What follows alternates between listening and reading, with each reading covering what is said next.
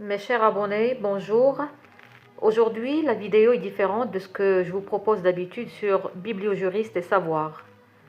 Nous n'allons pas analyser un livre, mais nous allons parler d'une affaire nationale, un sujet qui touche directement notre pays, notre histoire et notre dignité. Restez avec moi car ce que je vais vous raconter est aussi important qu'émouvant. Je suis marocaine et je parle aujourd'hui non pas avec colère, mais avec la fierté d'un peuple qui a toujours su défendre sa terre avec honneur, sagesse et foi.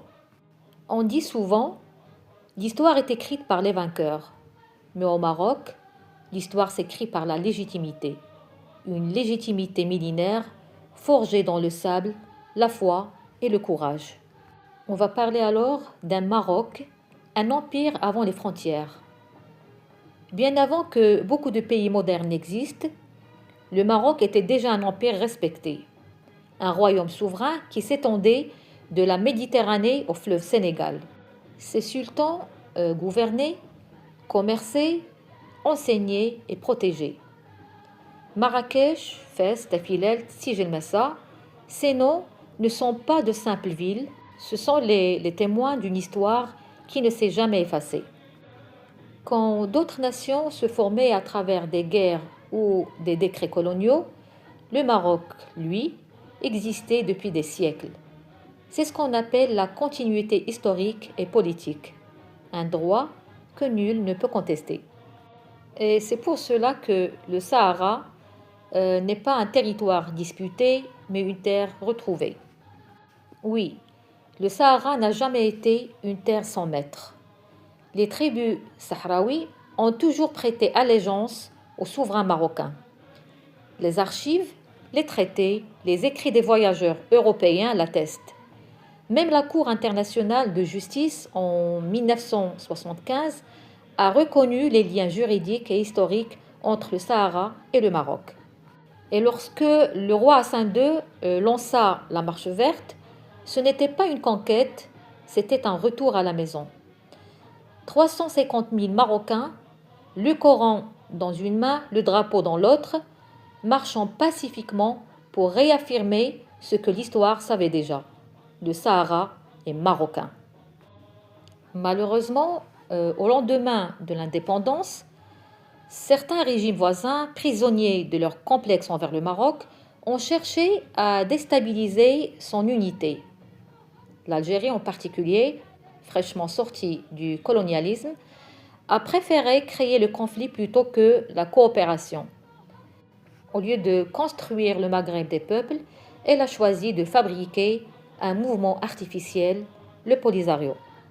Ce groupe, né en 1973, armé, financé et instrumentalisé dans l'unique but d'affaiblir le Maroc. Mais plus de 50 ans plus tard, le monde a compris la vérité. Le Polisario n'est pas la voix du peuple sahraoui, mais un outil d'un pouvoir obsédé par le Maroc. Tout cela grâce à la diplomatie, de la sagesse et du développement du roi Mohamed VI. Oui, depuis l'avènement du roi Mohamed VI, le Maroc a changé de stratégie. Moins de discours, plus d'action. Tandis que d'autres criaient dans le vide, le Maroc construisait routes, ports, universités, projets solaires et surtout la stabilité. La diplomatie marocaine a su séduire l'Afrique, convaincre l'Europe et inspirer le monde arabe. Des dizaines de pays reconnaissent aujourd'hui la souveraineté du Maroc sur le Sahara. Les consulats se multiplient à Laayoune, à Dakhla, tandis que les investissements étrangers affluent. C'est la victoire de la raison sur le vacarme, de la légitimité sur la manipulation, de la construction sur la destruction. Et aujourd'hui, le Maroc n'a pas besoin de guerre, c'est plutôt la force tranquille. Il a la confiance du monde. Même au sein du Conseil de sécurité de l'ONU, le temps a changé. La solution politique basée sur l'autonomie sous souveraineté marocaine est désormais reconnue comme la seule réaliste et durable. Pendant que d'autres s'enferment dans le passé, le Maroc regarde l'avenir. Pendant que certains pêchent la haine, le Maroc pratique la diplomatie. Et pendant que les adversaires du royaume s'effondrent dans leurs contradictions, le Maroc avance, calmement, sûrement et fièrement. Quel est alors le message du Maroc au monde? Le Maroc ne cherche pas la vengeance, il cherche la paix, la coopération, la prospérité partagée. Mais il ne tolérera jamais qu'on touche à son intégrité. Parce qu'ici, chaque grain de sable du Sahara porte le nom d'un ancêtre, d'un martyr, d'un roi. Et aucun mensonge ne peut effacer cela. L'histoire ne se réécrit pas, elle se confirme. Et aujourd'hui, elle confirme que le Sahara est marocain et le Maroc est éternel.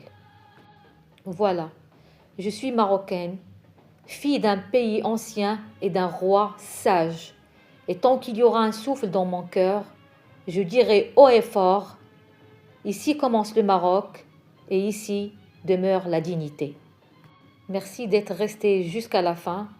Abonnez-vous à la chaîne Bibliojuriste et Savoir pour que la vérité, la culture et la souveraineté continuent de rayonner dans toutes les langues du monde. Merci.